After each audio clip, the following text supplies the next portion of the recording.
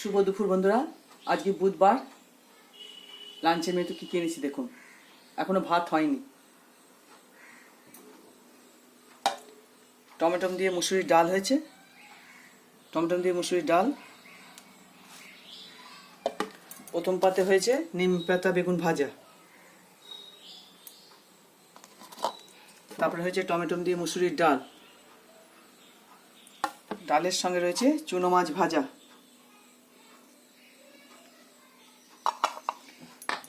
এটা হলো চুনো মাছের ঝাল, আলু দিয়ে ধনেপাতা টমেটো দিয়ে চুনো মাছের ঝাল করেছি।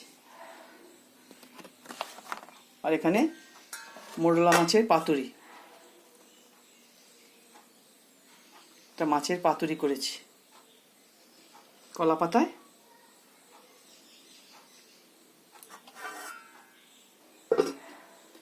আপনারা ভালো থাকবেন, সুস্থ থাকবেন। আমার রান্না বান্না যদি আপনাদের পছন্দ হয়, লাইক শেয়ার সাবস্ক্রাইব করবেন।